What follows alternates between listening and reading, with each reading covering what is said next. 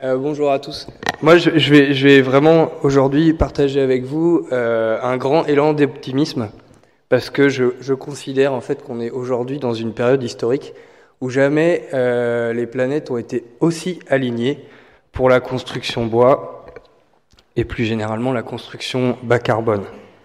Pour plusieurs raisons. D'abord, en 10 ans, on est passé de la promesse à la preuve. C'est-à-dire qu'on est parti avec l'intention d'abord un constat, celui des émissions de carbone de l'immobilier et plus généralement de la construction. Finalement, premier pollueur français à égalité avec le transport, 30% des émissions en France. Et donc, fort de ce constat, on s'est intéressé au bois, capable de stocker le carbone plutôt que d'en émettre. Dans la promesse du bois, il y avait aussi construire plus vite, réduire les nuisances et puis, in fine, améliorer la qualité de vie des bâtiments. Ça a été quand même un bon parcours d'obstacles si on regarde dans le rétroviseur, parce qu'on évoluait, je vais dire, dans une réglementation et dans un système de normes entièrement moulé dans le béton. Et puis, on a levé successivement beaucoup de freins réglementaires.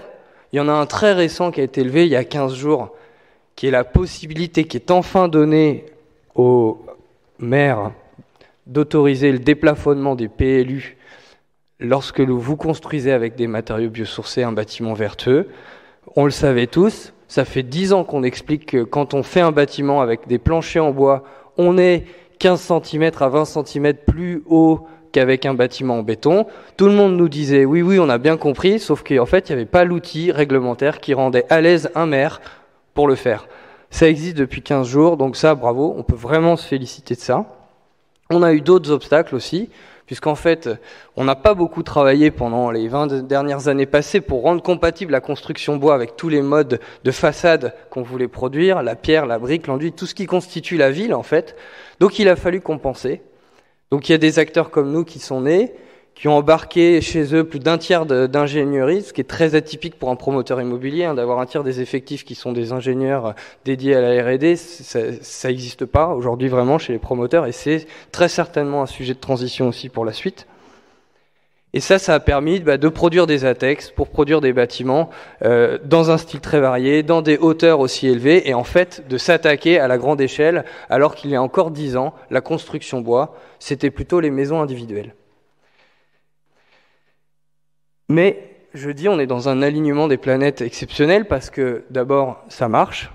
Bon, j'ai mis quelques exemples, il se trouve que c'est des réalisations de Woodéum, mais il n'y a pas que nous. Mais on fait des hôtels, on a mis de la pierre sur le bois, on fait des projets avec des grands balcons, on fait des tours, Hyperion, que vous connaissez bien, un bâtiment de 56 mètres de haut, R+16, réalisé avec Jean-Paul Viguier et Eiffage. Et voilà d'autres bâtiments variés. On fait des bâtiments accessibles à tous aussi, puisque l'enjeu aussi, c'est pas de mettre de côté les gens par un mode constructif qui serait pas compatible avec des enjeux de marché.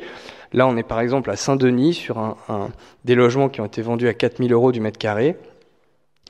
Et puis, on produit des architectures très variées. Et même, ce bâtiment, livré il y a 3 mois, qui est déjà compatible avec les critères 2031 de la RE 2020. Donc c'est possible. Il y a un autre intérêt, c'est qu'aujourd'hui, comme on a fait tous ces bâtiments, on peut mesurer la performance avérée et les bénéfices avérés de la construction bois et bas carbone. Et en fait, ils sont nombreux. D'abord, on est effectivement en ce moment boosté par une prise de conscience sociétale gigantesque. L'urgence climatique est devant nous, les moyens sont à déployer maintenant, pas demain, maintenant. On est même en retard en réalité, donc il faut agir vite. Et les Français, c'est l'IFOP qui avait fait ce sondage, considère à 81% que la construction bas carbone est une mesure urgente à déployer. Et 3/4 des Français ont compris l'impact de l'habitat sur le réchauffement climatique. La performance thermique aussi est au rendez-vous. C'est un sujet dont on se préoccupait peu, mais comme depuis 1 an, on voit que l'énergie peut avoir des coûts qui peuvent évoluer fortement, le sujet de l'énergie et du coût d'exploitation des bâtiments redevient un élément central. Et on a pu mesurer, sur un peu plus de 350 logements déjà livrés, qu'en moyenne, les gens avaient divisé par 5 leur facture énergétique grâce au bois et au système thermique qu'on y adjoint. Il y a un autre élément qui crée un gros bouleversement sur ce sujet de l'énergie, ce sont les DPE. Alors ça, c'est tout nouveau. On a vendu des appartements, nous, pendant 10 ans sans qu'on nous pose jamais la question. Et depuis septembre dernier, quand on achète un logement, c'est comme quand les gens achètent un frigo, ils veulent connaître l'étiquette énergétique. Et ça a été accéléré par une mesure assez hard quand même qu'a poussé l'État au mois de septembre dernier, qui plonge en fait à vitesse grand V dans l'obsolescence l'ancien, puisque toutes les étiquettes énergétiques qui vont au-delà de F, G, ont un problème immédiat, c'est qu'elles savent que d'ici 2 à 3 ans, elles vont être amenées à engager des travaux de rénovation lourdes, ce qui fait qu'en ce moment, et ça c'est un sujet qu'on a avec la FPI aussi, c'est que les banquiers découragent les gens d'acheter ces logements. Je ne suis pas sûr que tout le monde soit conscient de ce qui se prépare. Parce qu'en fait, aujourd'hui, on est en train de se dire qu'il va falloir, en 3 ans, tripler la production. Ça veut dire 3 fois plus d'ingénieurs, 3 fois plus d'architectes, 3 fois plus de charpentiers, 3 fois plus de bois de construction pour produire en fait 3 fois plus de logements, de bureaux, bref, d'immobilier en structure bois. Et pour avoir vécu en 3 ans une croissance x2, je peux vous dire qu'en 3 ans x3, on va vraiment se prendre du 220 volts dans les doigts là. Je partage l'inquiétude qu'on a en ce moment sur le contexte économique de commercialisation qui, à mon avis, est un autre sujet que l'élan de la construction bois et l'engagement qu'on a tous à vouloir changer les méthodes et réduire l'empreinte carbone. On a effectivement un premier trimestre de commercialisation qui est catastrophique. Mais finalement, on voit quand même que dans ce contexte, les produits différents, les produits décarbonés, engagés, trouvent preneur. Et donc finalement, c'est peut-être pas la solution miracle, mais c'est une des solutions qui fait que moi j'aime bien dire que le logement bas carbone connaît pas la crise parce que je pense que on est dans une dynamique qui est différente. Voilà.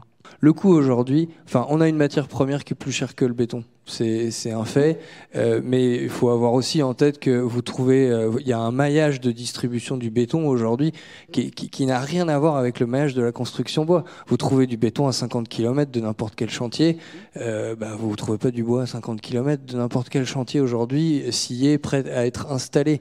Donc, tout notre enjeu aujourd'hui, c'est la massification de ce que l'on fait.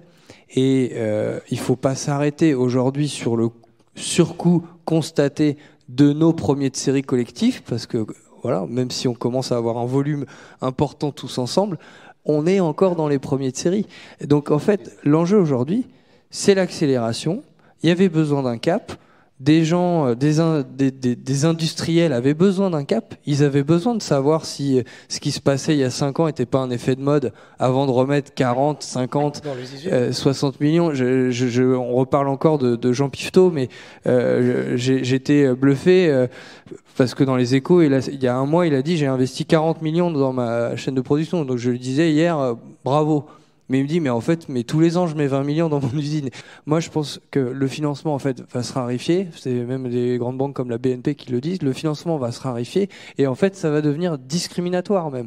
C'est-à-dire que celui qui éludera la valeur écologique ne sera pas financé, ne trouvera pas d'investisseurs. Donc ça va être beaucoup plus violent que le petit coup de pouce. Ça va être binaire. Et puis l'autre point qu'on a, et là, c'est un travail collectif, bureau d'études, c'est mieux maîtriser la performance des bâtiments livrés.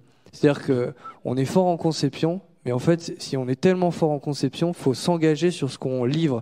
Et donc, l'acquéreur, c'est autre chose de lui dire vous allez certainement diviser par 5 votre facture énergétique que de lui dire vous ne payerez pas plus de 20 € par mois pour chauffer votre... Parce qu'à partir de ça... Ça, tu penses, Julien, qu'on peut vous êtes en capacité de le garantir ? Quand on arrive à cet engagement-là, la banque peut revoir sa manière de financer un appartement, puisqu'elle est sûre du reste à vivre. Le reste à vivre est évalué différemment. Et donc, il y a toute une équation autour du financement des biens immobiliers qui peut évoluer. Voilà. Ça, on le fait dans le tertiaire. Hein. Aujourd'hui, beaucoup d'acteurs dans le tertiaire ont des contrats avec des limites, des plafonds sur les charges. Et donc, ce que tu es en train de dire, c'est que ce serait transposable dans le monde du résidentiel. Il y aura une attente, hein, clairement, en ce moment, avec le prix de l'énergie. Ouais, Claire, j'ajouterais, le bois, il a une grande place dans la rénovation parce que il est 5 fois plus léger que le béton. J'avais prévu quelques images de ça parce que je pense que l'avenir, effectivement, c'est la construction neuve, ça va être de reconditionner des bâtiments existants, de les surélever, de les intensifier.